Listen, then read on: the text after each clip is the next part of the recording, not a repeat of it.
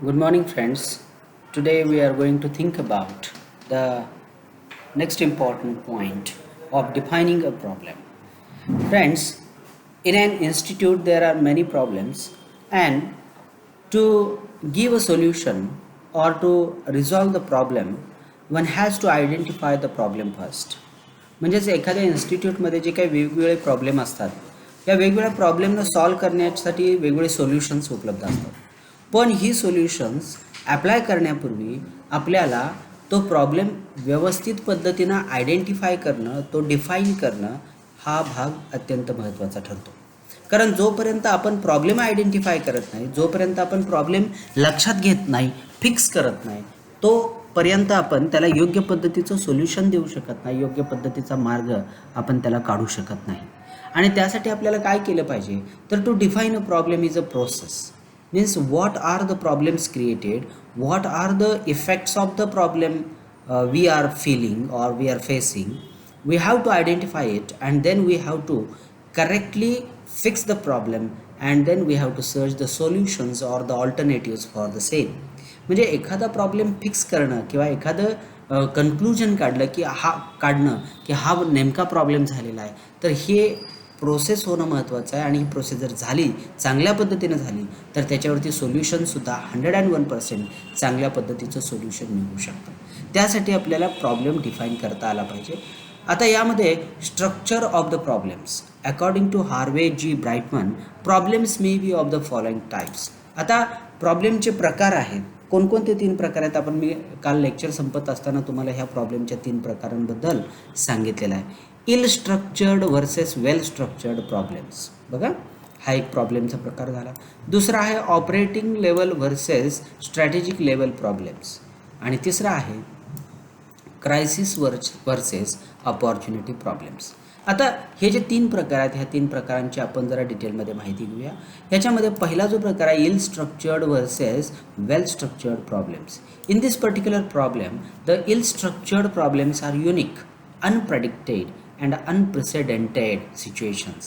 These problems are ambiguous and poorly understood and defy and cut and dry solution. These are generally one-shot occurrences for which standard responses are not available and hence require a creative process of the problem solving which is specifically tailored to meet the requirements of the situation at hand.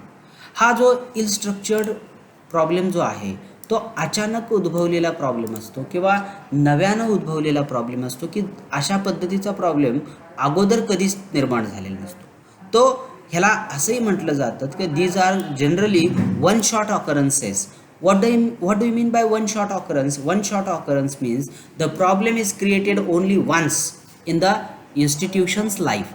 आणि म्हणून काय होतं की एकदाच जर तो problem create झाला असेल, तर त्याला अगोदर काय सोल्युशन काढलं होतं हे आपल्याला लक्षातच येणार नाही. आणि त्यासाठी आपण हे लक्षात घेणं गरजेचं आहे की if the problem arises for the first time, at that time we have to give the creative solution.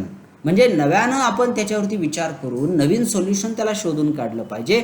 आणि त्याच्यासाठी आपल्याकडं क्रिएटिव्हिटी असली पाहिजे किंवा क्रिएटिव्ह माइंड असलं पाहिजे. आणि त्यासाठी अशा पद्धतीच्या नवीन प्रॉब्लेमला आपण काय म्हटलं जातं, इल स्ट्रक्चर्ड प्रॉब्लेम म्हटलं जातं. कारण अशा पद्धतीचे प्रॉब्लेम हे अचानक निर्माण होतात आणि अशा पद्धतीच्या प्रॉब्लेमला सोल्युशनसुद्धा जुनं कोणतंही देता येत नाही, तर नवीनच सोल्युशन शोधून काढावं लागतं. पुढं पहा, because the ill structured problems do not have well structured solution, such solution generally rely upon skill, institution, creativity, experience and considered judgment and carry with them the consequences of the diverse ramifications.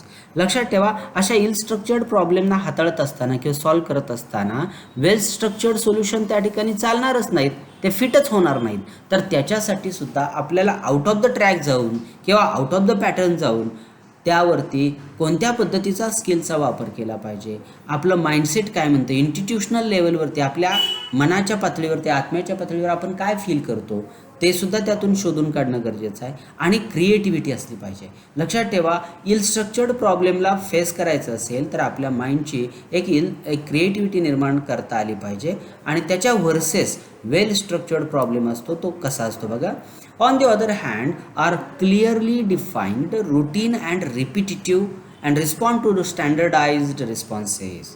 लक्षात ठेवा, वेल structured problem हा अगोदर अनेक वेळा आलेला असतो, त्याचा alternative ठरलेला असतो, त्याचं सोल्युशनचं फायनल सोल्युशन जे आहे ते सुद्धा त्या ठिकाणी डिफाईन केलं गेलेलं असतं. त्यामुळं वेल स्ट्रक्चर्ड प्रॉब्लेमला अडचण काही येत नाही, कारण वेल स्ट्रक्चर्ड प्रॉब्लेम हा अगोदर अनेक वेळा आलेला असतो किंवा इतर संस्थांमध्ये तो आपल्याला बघायला मिळालेला असतो. आणि त्यामुळं आपल्याला या ठिकाणी काय करावं लागेल की या प्रॉब्लेमला अगोदर आलेला असेल तर त्या ठिकाणी तो प्रॉब्लेम सॉल्व करणं गरजेचं आहे. तो आलेला प्रॉब्लेम आणि त्याला दिलेलं सोल्युशन याचं देखील त्या ठिकाणी रिपिटेशन केलं तरी काही हरकत नाही. आता या ठिकाणी एक एक्झाम्पल दिलं आहे बघा.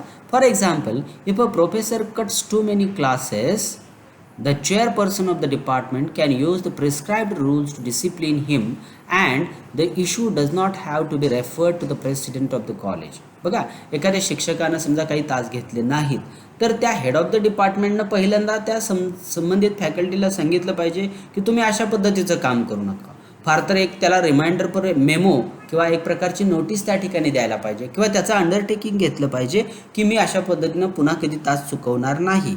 परंतु एवढ्या किरकोळ कारणासाठी त्या संस्थेच्या चेअरमनला किंवा प्रमुखाला जाऊन सांगणं आणि त्यांच्याकडे त्याचं रिपोर्टिंग करणं किंवा त्याला नोकरीवरनं बडतर्फ करणं किंवा काढून टाकणं ह्या गोष्टी त्या ठिकाणी सुयोग्य ठरत नाहीत. आणि म्हणून त्या ठिकाणी वेल स्ट्रक्चर्ड प्रॉब्लेमला एक सिस्टीम बसलेली असते किंवा प्रायमरी लेवलवरची सोल्युशन्स काय आहेत तर ते त्या ठिकाणी निश्चित केलेलं असतं. आणि त्यामुळं वेल स्ट्रक्चर्ड प्रॉब्लेमला सॉल्व करत असताना फारसं चॅलेंज असत नाही किंवा फारसं मोठं त्या ठिकाणी त्रासही होत नाही. दुसरा प्रकार आहे operating level versus strategic level problem. आता दोन प्रकार इथं कोणते आहेत बघा की operating level problems are generally well structured problems encountered by the organisation on a daily basis. For example, a newspaper shop owner has the problem of reordering the newspapers and magazines every day and he knows when to order and how much to order. लक्षात घ्या, या ठिकाणी operating लेवलवरचा problem जो आहे तो वेल structured problem असतो. आता अशा पद्धतीचा प्रॉब्लेम क्रिएट झाला तर त्या ठिकाणी सोल्युशन हे ठरलेलं असतं किंवा सोल्युशन हे त्या ठिकाणी फिक्स असतं. आता उदाहरणार्थ एखाद्या एव्हरीडे न्यूजपेपर किंवा मॅगझिनवाला जो माणूस आहे त्याला काही प्रॉब्लेम आला किंवा त्याला एखादी पेपर टाकत असताना त्या रोजची जी संख्या आहे त्या संख्येबद्दल कितीची ऑर्डर द्यायची, काय करायचं, हा नेहमीचाच त्याला येणारा प्रॉब्लेम आहे. समजा रोज तो 1000 पेपर खरेदी करत असेल आणि दुसऱ्या दिवशी कदाचित संप असेल किंवा काही वेळा एखाद्या वेळेस कोरोनाच्या परिस्थितीमुळं संचारबंदी असेल, कर्फ्यू असेल तर त्या दिवशी त्यानं त्याची जी ऑर्डर आहे ती 1000 देऊन चालणार नाही. आदल्या दिवशी त्यानं ऑर्डर कमी करून सांगितली पाहिजे. समजा कर्फ्यू असेल तर 200 किंवा 300च पेपर त्या ठिकाणी जे घरामध्ये टाकले जातात अशा पद्धतीचेच पेपर त्या ठिकाणी टाकले गेले पाहिजे. किंवा एखाद्या दिवशी आपल्याला अचानक काही प्रॉब्लेम असेल किंवा एखाद्या दिवशी आपल्याला पेपरच घ्यायचे नसतील तर त्यानं इन ॲडव्हान्समध्ये अगोदर सांगितलं पाहिजे वरच्या एजन्सीला किंवा डीलरला की मला उद्याच्या दिवसासाठीची ऑर्डर काय आहे ती बुक करायची नाही आहे किंवा मला पेपर देऊ नका. हे वेल स्ट्रक्चर्ड प्रॉब्लेममध्ये येतं. ह्याला ऑपरेटिंग लेवलचा प्रॉब्लेम असं म्हणायला काही हरकत नाही. Similarly daily or weekly production levels, inventory levels or the sales levels are set and known and standard solutions exist to solve any problems in these areas. लक्षात ठेवा, काही प्रोडक्शनचे प्रॉब्लेम असतात, काही नवीन शोध कशा पद्धतीने केलेला आहे त्याच्याबद्दल किंवा सेल्समधले विक्रीमधले जे काही प्रॉब्लेम्स असतात तर हे प्रॉब्लेम्स डिफाईन केलेले असतात, फिक्स असतात आणि त्याच्यावरचं सोल्युशन त्या ठिकाणी ते सुद्धा फिक्स असते. आणि त्यामुळं अशा पद्धतीनं त्या ठिकाणी आपल्याला ते ऑपरेटिंग लेवलवरचे प्रॉब्लेम आहेत की ज्याच्यावरची सोल्युशन्स फिक्स असतात आणि ती त्या ठिकाणी वापरता येऊ शकतात. आता on the other hand strategic level problems are unique. कसे आहेत हे प्रॉब्लेम? स्ट्रॅटेजिक लेवलवरचे प्रॉब्लेम हे एकमेव असतात किंवा एक युनिक असतात and demand high level of the managerial attention. कारण ह्याला मॅनेजर लेवलवरचं अटेन्शन किंवा लक्ष देणं अत्यंत महत्त्वाचं असतं किंवा गरजेचं असतं.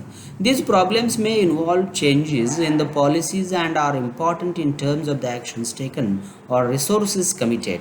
While operating level problems do not affect the survival of an organization, strategic level problems do. Sometimes, if the operating level problems are left unattended, they may become strategic level problems. लक्षात ठेवा की operating लेवलवरचा जर problem त्याच्याकडे दुर्लक्ष केलं गेलं किंवा operating लेवलवरच्या प्रॉब्लेमला ignore केलं गेलं तर तो स्ट्रॅटेजिक लेवलवरचा प्रॉब्लेम होऊ शकतो. म्हणजेच काय, तर ऑपरेटिंग लेवलवरचा प्रॉब्लेम त्यावेळी जर आपण त्याच्याकडे लक्ष देऊन तो सॉल्व्ह केला, सॉर्ट आऊट केला तर डेफिनेटली एक चांगल्या पद्धतीचा सोल्युशन त्या ठिकाणी निघू शकतं आणि ऑपरेटिंग लेवलचा प्रॉब्लेम हा तिथंच नष्ट झाल्यामुळं तो स्ट्रॅटेजिक लेवलमध्ये जाऊ शकत नाही. पण जर तो इग्नोर केला, ऑपरेटिंग लेवलचा प्रॉब्लेम इग्नोर केला, दुर्लक्षित केला तर मात्र त्या ठिकाणी काय होऊ शकतं, मोठा प्रॉब्लेम क्रिएट करू शकतो. फॉर एक्झाम्पल इथं दिलेलं आहे बघा, if no action is taken against a professor who habitually miss classes this may affect other professors thus making it a moral problem for the college which then would be considered a strategic level problem. समजा एक प्राध्यापक lecture घेत नाही, conduct करत नाही, तर कदाचित त्याच्या हेड ऑफ द डिपार्टमेंटनं किंवा प्रिन्सिपलने त्याला जर सूचना नाही केलं किंवा त्याला योग्य दिशेनं मार्गदर्शन नाही केलं तर कदाचित बाकीच्या प्रोफेसरनाही वाटू शकतं की तास घेतले नाही तर चालू शकतात आणि त्यामुळं या ठिकाणी विद्यार्थ्यांचं नुकसान होतं आणि तो एक स्ट्रॅटेजिक प्रॉब्लेम त्या ठिकाणी बनून जातो. आता तिसऱ्या प्रकारचा प्रॉब्लेम बघा, क्रायसिस वर्सेस अपॉर्च्युनिटी प्रॉब्लेम्स. बघा, crisis problems develop suddenly and are totally unexpected. हे प्रॉब्लेम सडनली अचानक पद्धतीनं निर्माण होतात आणि अनएक्सपेक्टेड पद्धतीनं त्या ठिकाणी समोर येतात की ज्यामुळं मोठा डिस्टर्बन्स क्रिएट होऊ शकतो. This may develop within the general framework of the expectations that the management has prepared to some extent to handle these crisis situations. For example, a forest fire will create a crisis problem, but the government and the community generally prepared to fight the forest fire. Similarly, a major strike at the plant may not have been expected, but the management have generally made provisions to handle the situation. आता जंगलाला आग लागणं अशा पद्धतीचा problem forest खात्याला किंवा one खात्याला हा काही वेगळा प्रॉब्लेम नाही, पण तो प्रॉब्लेम येऊ शकतो ह्याचा कुठंतरी एक अंदाज किंवा त्याचं एक प्रेडिक्शन या वन खात्याकडे असतं आणि त्याचं ऑल्टरनेटिव्ह किंवा त्याचे जे सोल्युशन्स आहेत ते काही प्रमाणात का होईना त्या ठिकाणी तयार केले जातात. उदाहरणार्थ फायर ब्रिगेडचा नंबर असणं किंवा अग्निशामक दलाची ज्या काही गाड्या आहेत त्या किती अंतरावर आहेत, त्यांना आपल्याला बोलवण्यासाठी किती वेळ लागणार आहे, ह्या सगळ्या गोष्टींची इन्फॉर्मेशन तिथला जो अधिकारी आहे त्या अधिकाऱ्याकडं रेडी हँड रेडी त्या ठिकाणी असते, त्याच्या टेबलला ती असते आणि तो इमिजिएटली त्यांच्याशी कॉन्टॅक्ट करून त्या ठिकाणी तिथं लागलेली आग आहे ती विझवू शकतो. तर अशा पद्धतीनं क्रायसिस लेवलवरचे प्रॉब्लेम त्या ठिकाणी होऊ शकतात. Solving crisis problems is a reactive in nature and requires reacting quickly and aggressively to solve the problem. It may be achieved through the task forces, which may try to mold crisis situations into familiar problems for which the solutions are known to exist. म्हणजेच अशा लेवलवरच्या प्रॉब्लेमवरती solutions असतात, पण ते apply करण्यासाठी थोडासा अवधी लागतो किंवा त्यांच्यापर्यंत जाऊन तिथं टास्क फोर्सची गरज असणं किंवा त्या लोकांना बोलावून घेणं आणि त्यांना त्या पद्धतीच्या प्रॉब्लेमवरती सोल्युशन काढायला सांगणं हे करता येऊ शकतं. त्याला म्हणतात अचानक उद्भवलेले किंवा अचानक एक संकटाच्या स्वरूपामध्ये, आपत्तीच्या स्वरूपामध्ये त्या ठिकाणी निर्माण होतात. उदाहरणार्थ सांगायचं झालं तर अचानक भूकंप होणं, अर्थात भूकंप होणं ही कुणाला ही नैसर्गिक आपत्ती झाली तर असं कुणाला आयडिया नसते की कधी होणार आहे, काय होणार आहे आणि त्याच्यासाठी अगोदर काही यंत्रणा तयार करता येईल. परंतु अशा पद्धतीची आपत्ती आल्यानंतर लोकांना पूर्वसूचना देऊन किंवा लोकांना भूकंप झाल्यानंतर त्यावेळी त्या जागी मदत करणं आणि काही स्वयंसेवी संघटनांना सांगून ठेवणं की तुम्ही या भागामध्ये काम करा, तिथल्या लोकांना मदत करा, घरातून बाहेर पडण्यासाठी त्यांना काही अडचणी असेल तर त्यांना काही सोल्युशन देता येत असेल तर ते द्या. तर अशा पद्धतीचे क्रायसिस प्रॉब्लेम त्या ठिकाणी येतात. आता अपॉर्च्युनिटी प्रॉब्लेम्स कसे असतात बघा. Opportunity problems are more challenging. These must be exploited for the betterment of the organization. For example, if an opportunity of a highly beneficial merger arises and the organization fails to recognize the potential, it would be considered a lost opportunity. लक्षात ठेवा, बऱ्याच वेळा आता बँकांचं merger काही दिवसापूर्वी झालं. एखादी छोटीशी बँक आहे आणि त्या छोट्या बँकेला मोठ्या बँकेबरोबर मर्ज करून टाकलं तर ह्याच्यामध्ये फायदा कुणाचा असतो तर छोट्या बँकेचा असतो, कारण हे मर्जर त्या ठिकाणी छोट्या बँकेला त्यांच्या कॅपिटलमध्ये फार मोठी इम्प्रूव्हमेंट करण्यामध्ये उपयोगी पडू शकतं, किंवा मोठ्या बँकेबरोबर जाण्यामध्ये छोट्या बँकेचा फायदा काय असतो की मोठ्या बँकेचं जे भांडवल आहे ते भांडवल, त्यांचं नाव, त्यांचे जे फिक्स डिपॉझिट ठेवणाऱ्या लोकांची, सेव्हिंग अकाउंट असणाऱ्या लोकांची जी संख्या आहे ती सगळी संख्या ह्या बँकेला सुद्धा त्या ठिकाणी अप्लाय होते, आणि त्यामुळं ह्या बँकेचं विलिनीकरण किंवा मर्जर त्या ठिकाणी चांगल्या पद्धतीचं आहे असं म्हणायला काही हरकत नाही. आणि म्हणून आपल्याला हे आयडेंटिफाय करता आले पाहिजेत की अशा पद्धतीची अपॉर्च्युनिटी जर आपल्यासमोर आली तर ती अपॉर्च्युनिटी आपल्याला आयडेंटिफाय करता आली पाहिजे, लक्षात घेता आली पाहिजे. आणि ही जर अपॉर्च्युनिटी आपण ओळखली नाही तर मात्र त्याला आपण काय म्हणू शकतो, तर ह्याला लॉस्ट अपॉर्च्युनिटी म्हणतो. सिमिलरली ह्यालाच अपॉर्च्युनिटी म्हणतात. Similarly, a slightly increased rate of employee absenteeism may mean some deeper organizational problem, and if the management does not recognize this opportunity to deal with the problem, this missed opportunity may blow up into a crisis. The central management handles both the crisis problems as well as opportunity problems.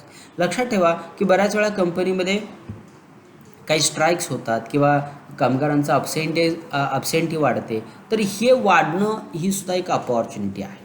ह्याच्यावरती काम करणं, ह्याच्यावरती लक्ष देणं, त्याच्यावरती काय ती एक अपॉर्च्युनिटी आहे, अशा संधी आहे, अशा दृष्टिकोनातून जर विचार केला तर त्यातूनही चांगलं सोल्युशन काढता येऊ शकतं, लक्षात ठेवा. आणि या सोल्युशनचा इन्स्टिट्यूशनला फायदा कसा होईल हा बेसिक कन्सर्न त्या ठिकाणी जर असेल तर डेफिनेटली त्या ठिकाणी आपल्याला त्याचा फायदा उचलता येऊ शकतो. आता या ठिकाणी आहे द प्रॉब्लेम पॉइंटर्स. कशा पद्धतीनं प्रॉब्लेम पॉइंट आउट करता येऊ शकतो, लक्षात घ्या. First, how do we determine that there is a problem. प्रॉब्लेमच आहे किंवा काही समस्या निर्माणच झाली आहे हे आपण कशावरून ओळखू शकतो, इथं ते सांगितलं आहे बघा. Even if we know that there is a problem, how do we determine the extent and seriousness of the problem. According to Miller and Starr, there are certain characteristics that are attributes of the problem. One main characteristic of a problem is the existence of a deviation between what was expected under a given set of the conditions and what actually happened. लक्षात ठेवा, काही ज्या conditions आहेत त्या conditions काय दिल्या गेलेल्या आहेत, कशा दिल्या गेलेल्या आहेत हे त्या ठिकाणी लक्षात घेणं गरजेचं आहे. Before solutions can be found, the problems must be thoroughly and correctly diagnosed, and the decisions concerning solutions to the problems must be dealt with keeping in view the underlying factors other than the surface symptoms.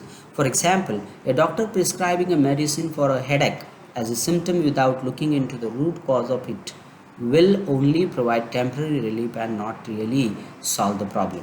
बऱ्याच वेळा असं होतं की आपण एखाद्या समस्येला मुळापासून ओळखत नाही किंवा मुळापर्यंत त्याच्या जात नाही, त्यामुळे आपण त्याला टेम्पररी सोल्युशन त्या ठिकाणी देतो आणि बाहेर पडतो. परंतु असं करणं अत्यंत चुकीचं आहे आणि त्यासाठी आपल्याला हे लक्षात घेणं गरजेचं आहे. एखाद्या डॉक्टरकडे पेशंट गेला आणि सरळ सांगितलं की मला डोकेदुखी होते, पण डोकेदुखीवरती एखादी डिस्प्रिनसारखी गोळी असेल किंवा पॅरासिटिमोलसारखी गोळी आहे त्या डॉक्टरांनी देऊन त्या ठिकाणी त्याच्यावरती टेम्पररी इलाज करणं हे बरोबर आहे का, तर नाही आहे. तर डोकेदुखीचं मूळ कारण काय आहे, त्याची झोप झालेली नाही का, त्याला ॲसिडिटी झालेली आहे का, किंवा बऱ्याच दिवसापासून हे डोकेदुखी ही समस्या असेल तर त्याच्या पाठीमागं काय नेमका प्रॉब्लेम असू शकतो. तर ह्या सगळ्या गोष्टींचा विचार करणं त्या ठिकाणी गरजेचं आहे. आणि मग हे प्रॉब्लेम पॉइंटर्स कोणते आहेत तर ते आपण आता लक्षात घेऊया. What type of problem is it. लक्षात घ्या की हा नेमका कोणता प्रॉब्लेम आहे, कोणत्या प्रकारचा प्रॉब्लेम आहे. Type of the problem must be identified. आता आपण वर काही प्रॉब्लेमचे प्रकार बघितले, मी तुम्हाला पुन्हा एकदा ते रिमाइंड करतो. कोणते प्रॉब्लेम आहेत बघा. इल स्ट्रक्चर्ड प्रॉब्लेम आहे, वेल स्ट्रक्चर्ड प्रॉब्लेम आहे, हे 2 प्रकार झाले. ऑपरेटिंग लेवल प्रॉब्लेम आहे आणि स्ट्रॅटेजिक लेवल प्रॉब्लेम आहे, 4 प्रकार झाले. क्रायसिस लेवल प्रॉब्लेम आहे आणि अपॉर्च्युनिटी लेवल प्रॉब्लेम आहे. म्हणजे 6 प्रकारचे प्रॉब्लेम्स असू शकतात. त्यामधला आपला प्रकार हा नेमका प्रॉब्लेमचा कोणता आहे हा भाग त्या ठिकाणी आयडेंटिफाय करता आलं पाहिजे. ही गोष्ट त्या ठिकाणी लक्षात घेणं गरजेचं आहे. Then second question is how large is the deviation from the norm. Okay, म्हणजे आपल्याकडे जे दिलेले नियम आणि इथिक्स आहेत किंवा जे काही डिसिप्लिनरी त्या ठिकाणी रूल्स अँड रेग्युलेशन्स आहेत त्याच्यापासून आलेला प्रॉब्लेम हा किती डिफरंट आहे किंवा वेगळेपणाचा आहे हे त्या ठिकाणी आयडेंटिफाय करणं गरजेचं आहे. तिसरा प्रश्न आहे how quickly has this deviation been observed. म्हणजे आलेला प्रॉब्लेम हा संपूर्णपणे संस्थेच्या मूळ प्रॉब्लेमपासून कसा वेगळा आहे, हे डेव्हिएशन म्हणजे वेगळेपण त्या ठिकाणी कशा पद्धतीनं ऑब्झर्व करता येऊ शकतं हे त्या ठिकाणी लक्षात घेतलं पाहिजे.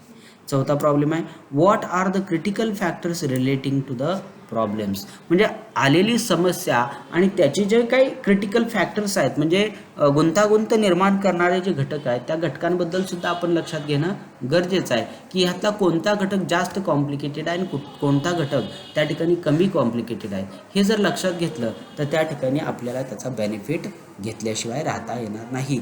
इव्हन तो प्रॉब्लेम सॉल्व्ह करायला आपल्याला त्याचा उपयोग होतो. Why do you want to solve this problem. आपलं बेसिक इंटेन्शन काय आहे, आपलं बेसिक ऑब्जेक्टिव्ह काय आहे तो प्रॉब्लेम सॉल्व्ह करण्यामध्ये, हे देखील आपल्याला लक्षात घेणं गरजेचं आहे. What the cost of solving the problem be justified. आणि हा प्रॉब्लेम सॉल्व्ह करण्यासाठी नेमकी किती किंमत मोजावी लागणार आहे किंवा किती पैसे द्यावे लागणार आहेत हे त्या ठिकाणी लक्षात घेणं गरजेचं आहे. आणि शेवटचा प्रश्न आहे, who should solve the problem and what particular method is chosen to solve the problem. म्हणजे who should solve the problem म्हणजे या संदर्भामध्ये कोणता व्यक्ती हा प्रॉब्लेम सोडवू शकतो किंवा सॉल्व्ह करू शकतो हे लक्षात घेणं गरजेचं आहे. आणि तो प्रॉब्लेम जर सॉल्व्ह करत असेल किंवा सोल्युशन देत असेल तर त्या ठिकाणी त्याच्यावरती काय मेथड ॲप्लाय करायला पाहिजे हे त्या ठिकाणी लक्षात घेणं गरजेचं आहे. These are the initial questions. These would indicate the extent of the problem so that we can become fully aware of it and grasp its significance. आणि ह्या प्रश्नांना जर तुम्ही प्रॉब्लेमला ॲप्लाय केलं तर डेफिनेटली त्या ठिकाणी आपल्याला एक प्रॉब्लेम डिफाईन करता येईल, नवे तर त्याच्यावरती योग्य सोल्युशन त्या ठिकाणी काढता येऊ शकेल. It is very important that the problem be diagnosed as early and correctly as possible. For example, cancer, when detected in earlier stage, may be cured, but in advanced stages it can be fatal. लक्षात ठेवा, कॅन्सरसारखा आजार सुरुवातीच्याच टप्प्यामध्ये जर लक्षात घेतला तर त्याच्यावरती आपल्याला चांगलं सोल्युशन देता येऊ शकतं आणि त्याच्यावरती एक मार्ग काढता येऊ शकतो आणि माणसाचा मृत्यू त्यामध्ये टाळता येऊ शकतो. The early awareness of the problem is the first prerequisite for dealing with it. Okay, म्हणजे त्या प्रॉब्लेमला लवकरात लवकर समजून घेणं हे त्या ठिकाणी आपल्याला प्रॉब्लेम आयडेंटिफिकेशन किंवा डिफाईन करणं त्यासाठी अत्यंत महत्त्वाचं ठरतं. तर अशा पद्धतीनं आज आपण डिफायनिंग अ प्रॉब्लेम हा भाग लक्षात घेतला. उद्याच्या तासाला आपण फॅक्टर्स अफेक्टिंग डिसिजन मेकिंग हे आपण लक्षात घेणार आहे. त्याच्या अगोदर आपण थोडासा भाग, हा जो उरलेला भाग आहे तो आपण डिस्कशनला त्या ठिकाणी घेऊया. With this words I conclude today's lecture. Thank you so much.